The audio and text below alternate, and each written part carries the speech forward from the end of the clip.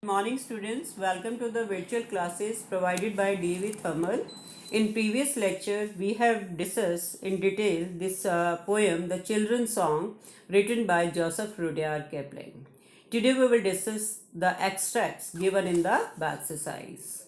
So the first extract is, teach us to bear the yoke in youth with steadfastness and careful truth, that in our time thy grace might give the truth whereby the nation live. These are the lines. The first question, what yoke is the poet referring to in the first line? Yoke refers to the sense of responsibility of a youth to build a strong nation. Second is, what does the poet mean by careful truth? Careful truth means knowing the duties along with rights. Third question is, what does the phrase in our time in line 3 refers to? The phrase in our time in line 3 refer to the time when children will grow up to take charge of their nation. Fourth question is, exclaim the truth whereby the nation live.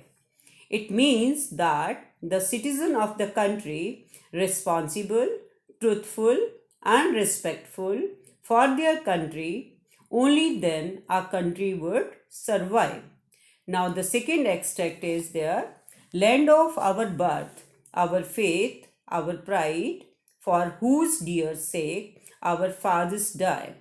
O motherland, we pledge to thy head, heart, and hand through years to be. Based on this extract, again few questions you have to tell. Why does the poet call his motherland land of faith, hope, pride, etc.?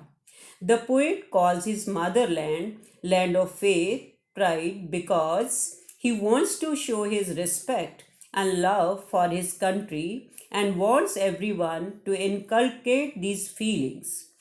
Second part is there, how does the poet wish to serve his motherland?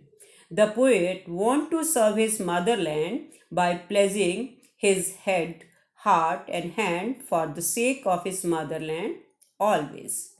Third question is, what do the words head, heart, and hand in line 4 refers to? Head refers to thoughts, heart refers to feelings, and hands refers to the action or the work done by us. And the fourth question is, what purpose is served by the repetition of the word ours in line 1? Ours has been repeated to convey a message that our country belongs to all of us equally and to give the message of unity also. I hope all of you clear these extracts both. Now we will discuss, explain the following.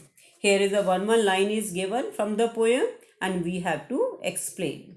The first part, we pledge to thy our love and toil in the years to be. Through these words, the children want to convey that they would love, respect, and work hard for the sake of their country in the coming time too. Second part, that we may bring, if need arise, no maimed of worthless sacrifice. The children promise that they are ready to sacrifice their life for the sake of their country wholeheartedly. Now, the third one, that we with thy may walk unconned by fear or favor of the crowd. The children wants to say that if God is with us, we will become fearless. We would be able to achieve our goals by God's grace. We wouldn't need anyone favor.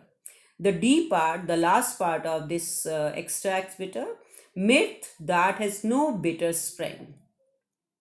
Through this line, they want to say that even the time of distress, we should know how to remain unaffected by the hardship of life. I hope all of you clear these extracts and explain the following. You have to learn thoroughly and try to solve rest of the part, horse values and writing skill. Thank you. Have a nice day.